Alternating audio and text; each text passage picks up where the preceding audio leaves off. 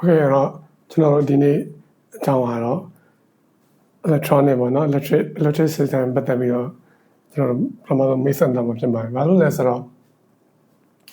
အရှင်းတော့ကျွန်တော်တို့ Morse code တွေbraille code တွေပြောခဲ့တော့ကျွန်တော် binary system ဒါပဲပြောခဲ့တယ်ပေါ့။ဘာလို့ဆိုတော့ binary system နဲ့ကျွန်တော်တို့ကကွန်ပျူတာတိဆောက်လို့ရတယ်လို့ပြောခဲ့တယ်။ဒါပေမဲ့တကယ်လက်တွေ့မှာကွန်ပျူတာတစ်လုံးတိဆောက်ဖို့ကြတော့ကျွန်တော်တို့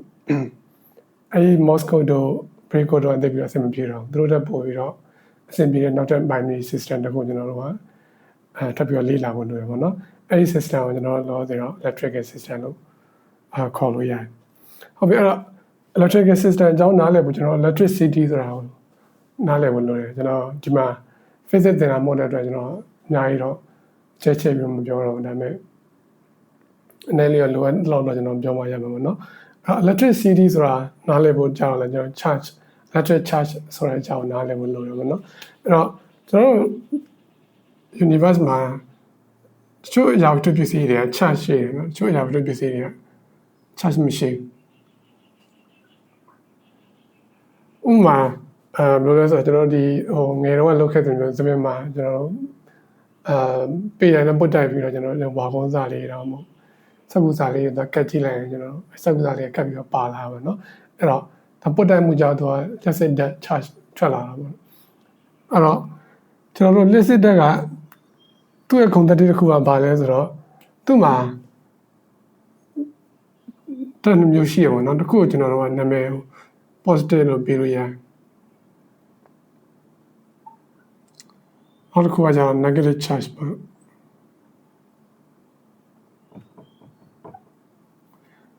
ဟုတ်ပြီနော်အဲ့တော့ဒါမှမဟုတ်ကျွန်တော်တခြားနေ့စဉ်ရာဝတ္ထုကင်တွယ်နေတဲ့ကျွန်တော်ပစ္စည်းဥမာဒီဘောပင်လောဟာမျိုးတွေမျိုးဖြတ်တဲ့အားလိုမျိုးဆိုရင်တို့တွေကကျတော့ကင်ကြီး charge မရှိဘူးအဲ့ကောင်တော့ကျွန်တော်တို့က charge မရှိတဲ့သူ့ neutral လို့ကျွန်တော်တို့ခေါ်လို့ရတယ်ကျွန်တော်တို့charge နဲ့ပတ်သက်ပြီးတော့ကျွန်တော်အဓိကမှတ်ထားမှာတစ်ခုကသူကမျိုးတူတဲ့ charge တွေဆိုရင်ဥမာ positive ဆိုရင်တယောက်တောင်းကန်ကြတယ်နော်အကယ်သူက negative charge အချင်းချင်းအနည်းနားမှာထားရဆိုရင်သူတို့ကလိုက်တော့တောင်းကန်ကြတယ်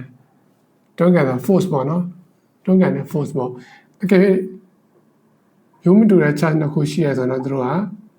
ဆွဲငင်ကြတယ်အဲ့သူတို့ရောက်မှရှိတဲ့ဆွဲအားဆိုရင်အားနှစ်မျိုးရှိရပါတော့ကျွန်တော်တို့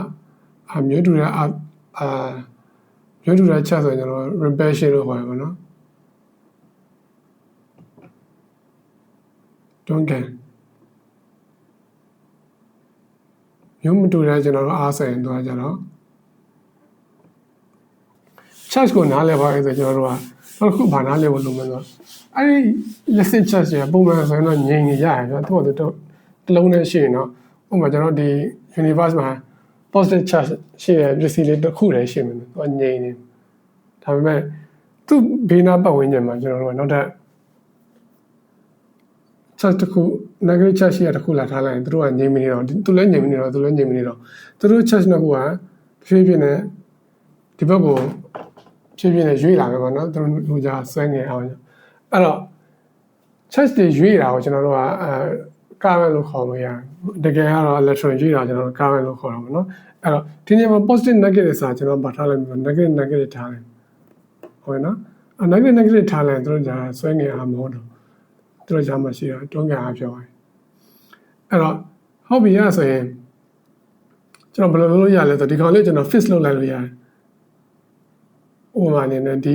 ဘက်ကရှိတဲ့ charge ကို fix လုပ်လိုက်ရင်သူကလုံးဝမရွေ့တော့ဘဲနဲ့ဒီဘက်က charge လေးပဲဆိုဖြည်းဖြည်းနဲ့ဒါကိုရွေ့သွားလိမ့်မယ်ပေါ့နော်သူကတွန်းကန်အားကြောင့်အဲ့တော့ဒီရွေ့သွားတဲ့ charge လေးအကြိုက်ဒီမှာတစ်လုံးနဲ့မဟုတ်ဘဲနဲ့နောက်တဲ့ charge တွေအများကြီးရှိသေးတယ်ဆိုတော့သူတို့အကုန်လုံးကဖြည်းဖြည်းချင်းနဲ့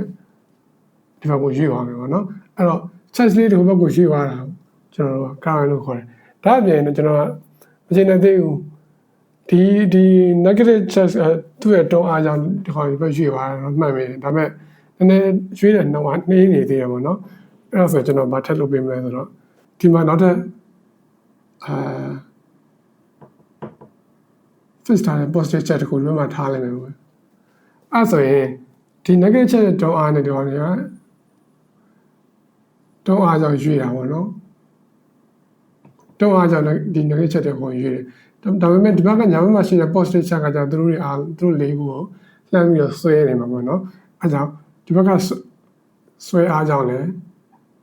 ဒီ charge လေးတော့ဘက်ကိုရွေ့ပါတယ်အဲ့တော့ဒီကောင်တစ်ခုပေါင်းလိုက်တဲ့အခါမှာဒီအလယ်မှာရှိတဲ့ charge တွေကိုဖြည်းဖြည်းနဲ့ဘက်ကိုရွေ့ပါတယ်ပေါ့နော်အဲ့တော့ကျွန်တော်ကဘယ်လိုခေါ်လဲဆိုတော့အင်္ဂလိပ်လို yes အင်္ဂလိပ်လို current လို့ခေါ်တာညီမတို့က yes ကြောင့်ပေါ့နော်အဲ့လိုခေါ်တယ်ဒါပေမဲ့ဒီလိုကြီးဟိုဘက်ဒီဘက်ပြတာနည်းနည်းလူစီရမှာမြင်ရသိစင်မပြေဘူးပေါ့နော်အဲ့တော့ကျွန်တော်ကဘယ်လိုပြလို့ရလဲဆိုတော့ဒီမှာ negative charge ရှိတဲ့ terminal ပေါ့နော်တစ်ခုထားလိုက်ဒီမှာ negative charge ဒီမှာじゃ positive charge ရှိတဲ့ terminal တစ်ခုထားလိုက်အဲ့ပြီးဒီ wire ကြိုးလေးကိုကျွန်တော်ဒီလေးဆက်လိုက်မယ်နော်အဲ့ဆိုခုနသဘောတရားတိုင်းပဲဒီထဲမှာဒီ wire ကြိုးတော့ကျွန်တော် electron တွေရှိတာဟုတ် wire ကြိုးတော့ electron ရှိအဲ့တော့ဒီလို positive charge negative charge ကိုဒီဘက်ထားလိုက်ဆိုရင်ဒီရရှိ electron တွေအကုန်လုံးကဒီဘက်ကိုစီးစမ်းဟုတ်တယ်မလားnegative charge တော့ positive charge ဆွဲရတယ်ဒီအတန်ထဲမှာရှိတဲ့ electron တွေကဘက်ကိုစီးစမ်းမယ်အဲ့လိုစီးစမ်းသွားဒီလို electron တွေရှိသွားတော့ကျွန်တော်တို့က current လို့ခေါ်တယ်တစ်ခုသတိထားမှာကကျွန်တော် current က current direction က electron ရဲ့ direction နဲ့ကျွန်တော်ဆန့်ကျင်ဘက်ကိုပြောလို့ရတယ်ဒီပုံစံတိုင်းဆိုရင်ကျွန်တော် electron တွေကဒီဘက်ကိုရွေ့သွားတာပေါ့နော် electron တွေနဲ့ကျွန်တော်နိုင်လက်တံတိုင်းရွေ့နေတာဒါပေမဲ့ current ဝင်ကြကျွန်တော်တို့ကဒီဘက်ကိုသွားရလို့ပြောတာ current ကြတော့ကျွန်တော် electron ရဲ့ဆန့်ကျင်ဘက်နဲ့ရွေ့ရပါတကယ် current ဆိုတာကြောင့်တကယ်ရွေ့ရှားသွားတဲ့အရာမဟုတ်ကျွန်တော် relative motion နဲ့ပြောလို့ရတယ်ဥပမာကျွန်တော်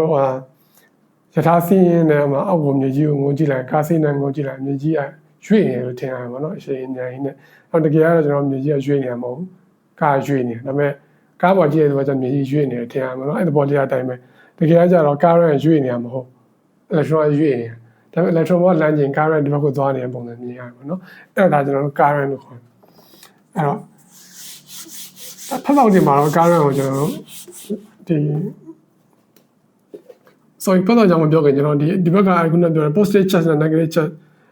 terminal တစ်ခုဘယ်လိုထားမလဲဆိုတာကျွန်တော်ပြောကြည့်အောင်နော်အဲ့တော့ပုံမှန်ဆိုရင်တော့ကျွန်တော်ဗာသုံးလို့ရတယ်ဆိုတော့ battery သုံးလို့ရတယ် battery က positive charge နဲ့ negative charge ရှိရမှာနော် negative charge နဲ့ positive charge ဟုတ်ပြီကျွန်တော်circuit တစ်ခုတည်ဆောက်ဖို့ဆိုရင်ကျွန်တော် battery လိုမယ်ပေါ့နော်ဒါပေမဲ့battery မှာလည်းကျွန်တော် positive charge negative charge ရှိတယ်ဒါပေမဲ့ဒီသူ့ကြားမှာ current မရှိဘူးဘာလို့မရှိလဲဆိုတော့ဒီ battery ကကျွန်တော်တို့ဒီကလေထဲမှာရှိနေတဲ့ battery ပေါ့နော်ကျွန်တော်ဟိုညင်းနေတယ်ဆိုတော့မညွှန်ရတယ်လေထဲမှာလည်းကျွန်တော်အတန်တွေရှိတာပဲအတန်တွေပြည့်နေတာပဲနော်တန်းငွေတွေဥမာ hydrogen oxygen nitrogen အတန်တွေရှိရတယ်ဘာလို့အဲ့ဒီ oxygen တွေပါအတန်တွေမှာရှိတဲ့ electron တွေကိုကြာတော့ကျွန်တော်ဒီကတွန်းနိုင်ဆွဲရတယ်မလောက်တာလည်းလို့ညင်းလို့ရတယ်တကယ်အဲ့ဒါပြောရတာဒါ good question ပဲပေါ့နော်ဘာလို့လဲဆိုတော့ဒီမှာရှိတဲ့အတန်တွေရဲ့ electron တွေကတိတ်ပြီးတော့ရွေ့ရှားမလွယ်သူတို့ကကျွန်တော် element ပေါ် chemistry မှာ element ပေါ်မူတည်ပြီးတော့တချို့ electron တွေတချို့ atom တွေမှာရှိတဲ့ electron တွေရွေ့ရှားလွယ်ရွေ့ရှားလွယ်ရွေ့ရလွယ်တဲ့ကျွန်တော်တို့က element တွေဘယ်လိုခေါ်လဲဆိုတော့အင်္ဂလိပ်လိုကျွန်တော် conductor လို့ခေါ်တာပေါ့နော် conductor ဆိုတော့မြန်မာလိုကကျွန်တော်လျှက်ကူးပစ္စည်းလို့ခေါ်တယ်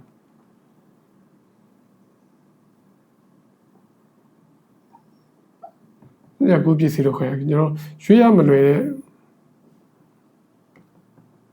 ရွေ့ရမလွယ်ဆိုတာကျွန်တော်တို့electron တွေရွေ့ရမလွယ်တဲ့ element တွေကျွန်တော်တို့ကဘယ်လိုခေါ်လဲဆိုတော့အင်္ဂလိပ်လို insulator လို့ခေါ်တယ်ဒီမှာတော့လက်မကူပဲခေါ်မှာပေါ့နော် sorry ရပါတယ်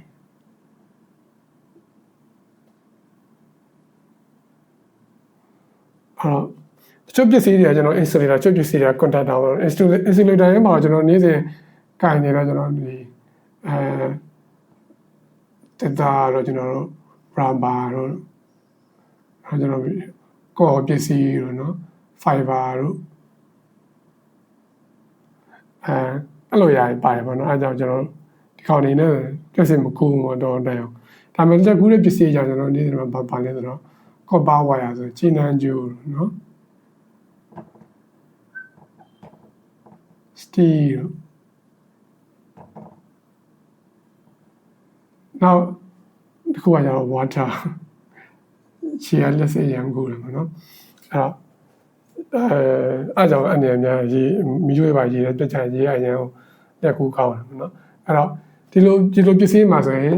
electronic လည်းကူရွေးရလွယ်အဲ့တော့ကျွန်တော်တို့ကဒီ circuit current တစ်ခုရှိစေချင်တယ်ဆိုရင်အဲ့မျိုး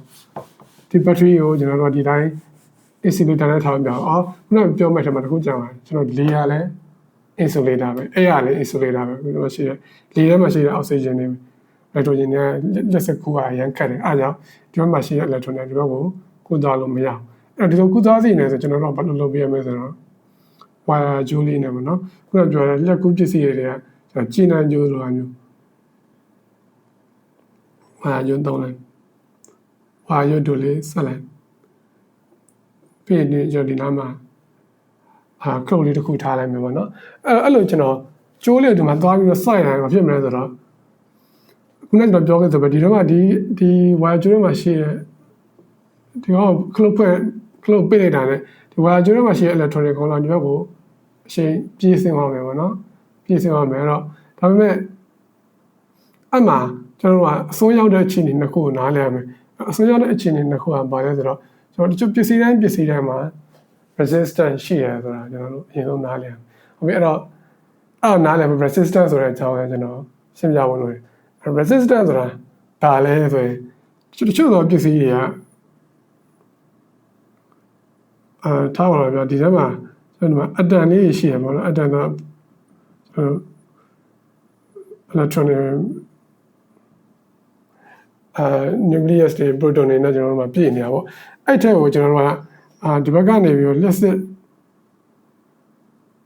စီကြောင်ပေါ့နော်ပြော electron တွေအရှိန်ဟုန်နဲ့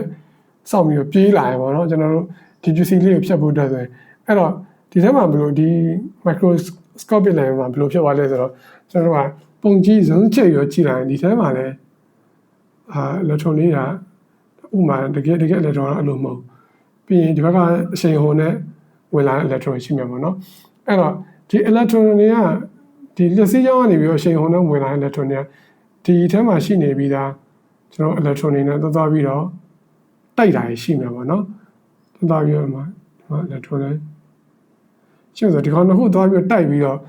ဒီကောင်လေးကဒီလာပြီးလမ်းကြောင်းလိုပြောင်းသွားတာရှိနေနော်ပြီးရင်ဒီဘက်က electron လည်းဒီလာပြီးလမ်းကြောင်းပြောင်းသွားတာရှိနေပေါ့နော်အဲ့တော့သူတို့ကအဲ့အချိန်မှာပုတ်တိုက်မှုကြောင့်ဘာလို့ဖြစ်ရလဲဆိုတော့ကျွန်တော်ကားတစ်ခုကားနှစ်စီးတိုက်တဲ့အခါမှာကျွန်တော်တို့ကအရှိန်ဟုန်နေနဲ့ရော့သွားပြီးတော့အပူထဲထွက်လာရပါတော့ကားရှိရမျက်နှာပြင်နဲ့သွားကန်ကြည့်လိုက်အချိန်မှာပူနေအဲ့ဒီလိုပဲကျွန်တော် electron တွေကလည်းမျိုးအချင်းချင်းဝင်တိုက်တဲ့အခါမှာတို့က energy ထွက်လာရပါတော့အပူထွက်လာရပေါ့အပူ energy ပေါ့ဒါပေမဲ့အဲ့ energy ကအရန်ပြင်းလာတဲ့အခါမှာပုတ်တိုက်မှု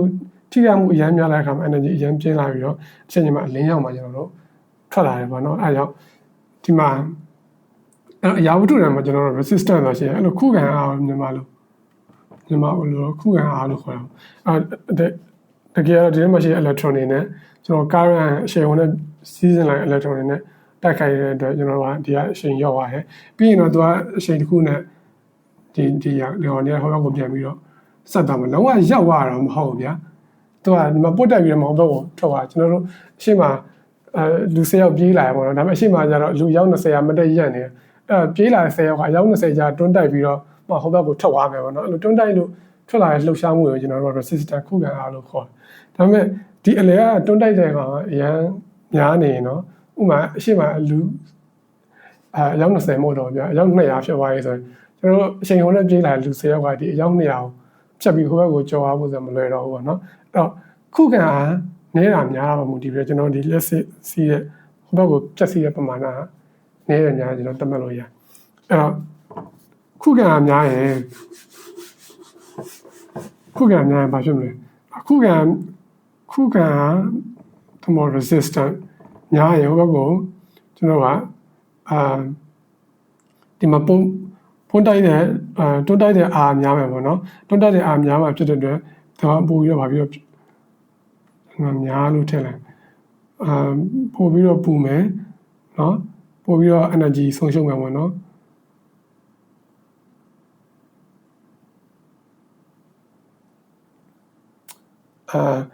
ခုခံရနည်းလို့ရင်ကြတယ်ဘာဖြစ်လဲဆိုတော့ကျွန်တော်တို့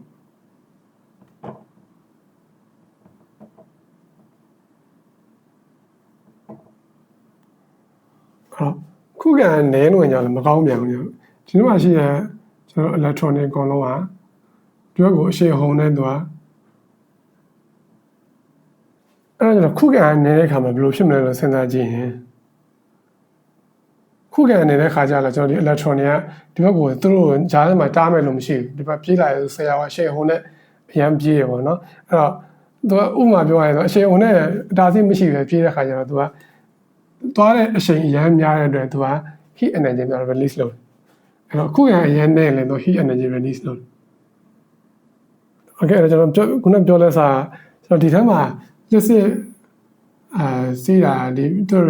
ကျင်းနေကြရဲ့ကျွန်တော် resistant ပေါ်မူတည်ပြီးတော့စီလက်စစ်ရဲ့ပမာဏနဲတာများတာရှိနိုင်တယ်ပေါ့နော် resistant ရန်နေရင်လက်စစ်ကအရန်ကိုအရှိန်ကိုပြင်းနေစီးမယ်စီးပြီးတော့ကျွန်တော်တို့ဘယ်လိုပြောရမလဲဆိုတော့အရန်ပူလာမယ်ပူလာပြီးတော့ကျွန်တော်ဒီကျင်းနေကြကိုပျောက်သွားမှာပေါ့နော် short ပြောင်းမှာပေါ့အကယ်၍ resistant ရန်များရင်လည်းကျွန်တော်တို့အကယ်၍တစ်သားကြောင်းလိုဟာမျိုးဘက်ထရီရဲ့ဒီ technical သွားဆက်ရင်ကြတော့ resistant အရန်များတဲ့အတွက်လက်စစ်ကရွေးကိုမရွေးတော့အဲ့ဒါလည်းလက်စစ်လုံးဝမစီးတော့ပြန်ဟုတ်ပြီအဲ့တော့ resistant အစိုးရနှစ်ခုမဟုတ်တဲ့အရန်နေတာအရန်များတာမဟုတ်ပဲねကျွန်တော် resistant အတော်အတင်းမှာတော့အတင်းရှိတဲ့ကျွန်တော်ပစ္စည်းလေးတစ်ခုကျွန်တော်မှခံလိုက်မယ်ဥပမာtungsten လိုမျိုးပေါ့နော် steel ရတဲ့အတွက်ကျွန်တော် tungsten ဆိုကျွန်တော်ဒီ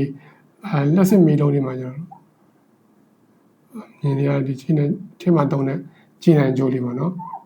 အဲ့ဒါကျွန်တော် tungsten လို့ခေါ်အဲ့လိုပစ္စည်းတွေကျွန်တော်ဒီမှာခံလိုက်မယ်ဆိုသူ့ရဲ့ resistance အရင်လည်းမနေဘူးရလည်းမများဘူးเนาะအဲ့တော့အဲ့လိုခံရတဲ့အချိန်မှာကျွန်တော်ဒီကနေပဲခလုတ်ပိတ်လိုက်ပြီဆိုတော့ electron တွေကဒီလာမယ်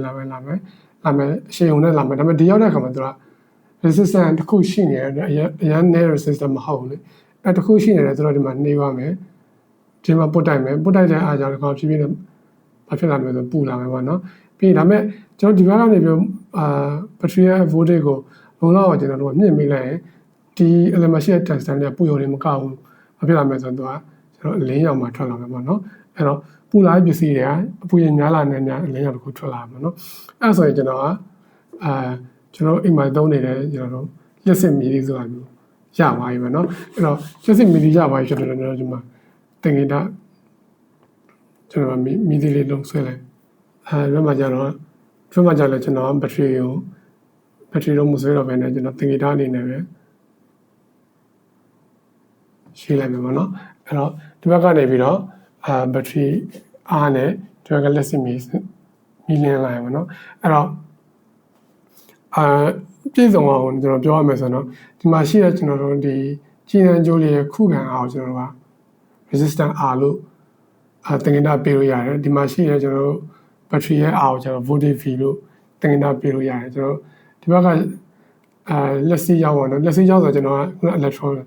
သွားရဆန့်ကျင်မဲ့ကြောင်းပြန်ဆွဲမှရအောင်အဲဆိုတော့လက်စီရောက်အောင်ကြာကျွန်တော်က I လို့ကျွန်တော်တို့ကတင်ဂီတာပေးလို့ရတယ်အဲဆိုရင်ကျွန်တော်တို့V နဲ့ R နဲ့ I နဲ့ဆက်သွယ်ကြအောင်ဘယ်လိုရှိမလဲဆိုတော့ကျွန်တော်တို့ I နဲ့ R နဲ့ဆိုရင်ပဲကျွန်တော်သိနေပြီလေကျွန်တော်တို့ထားရတော့ချိုးမကြအောင်ဖြောင်းပြန်ချိုးချမှာပါနော်ဆိုတော့ resistor များရင်ကျွန်တော်တို့လက်စစ်ကနည်းမယ် resistor နည်းလက်စစ်စီးရပမာဏများမယ်ပေါ့နော်အဲ့တော့V နဲ့ I နဲ့ကြာတော့လဲဘယ်လိုချိုးကြမလဲဆိုတော့ V နဲ့ I နဲ့ကြာတော့လဲပါကျွန်တော်တို့ voltage များရင် current မဖြစ်မှာလဲဆိုတော့ voltage များရင် current လည်းကျွန်တော်တို့များပါမယ် voltage နည်းရင် current လည်းနည်းပါမယ်ဟုတ်တယ်အဲ့တော့ဒီနှစ်ခုပေါင်းလိုက်ကျွန်တော်ဘယ်လိုရေးလို့ရလဲဆိုတော့အနေလိုရေးလို့ရအဲ့လေတော့ဖြတ်လိုက်အဲ့တော့ I equal to V divided by R ပေါ့နော်ဒီမို့တနည်းအားဖြင့်ကျွန်တော်နာမည်ကျော် equation V equal to IR ဆိုပြီးကျွန်တော်တို့ရေးလို့ရတယ်ပေါ့နော်အဲ့တော့ကျွန်တော်ဒီဘက်ကလိုချင်တဲ့ current ကိုရချင်ကျွန်တော်ဘာတွေကိုပြောင်းလဲလို့ရလဲဆိုတော့ဒီ resistance နဲ့ ကျွန်တော်တို့ voltage နဲ့ပြောင်းလို့ရတယ်ဥပမာဒီမီးကတိတ်မလင်းဘူးများမီးလုံးကကျွန်တော်တို့မီးလုံးလင်းနေတယ်တနည်းအားဖြင့် current များခြင်းတယ်ပေါ့အဲ့ဒါဆိုကျွန်တော်ဘယ်လိုလုပ်လို့ရလဲဆိုတော့ voltage ကိုတင်လို့ရတယ်ဟုတ်တယ်မလား voltage ကိုတင်လို့ရတယ်ဒါမှမဟုတ် resistance ကို short လို့ရတယ်အဲ့တော့အဲ့လိုလုပ်ပြီးတော့ဒီဘက်က current နဲ့များကိုကျွန်တော်ချိန်လို့ရတယ်အဲ့ electric circuit ကတော့ဒီလောက်ပါပဲဒီလောက်သိပြီဆိုရင်ကျွန်တော်တို့ဟာခုနမှာသုံးတဲ့ခုနမှာတော့ဘယ်လိုသုံးမလဲဆိုတာကိုကျွန်တော်တို့နားလည်ဖို့လွယ်ပါပြီเนาะ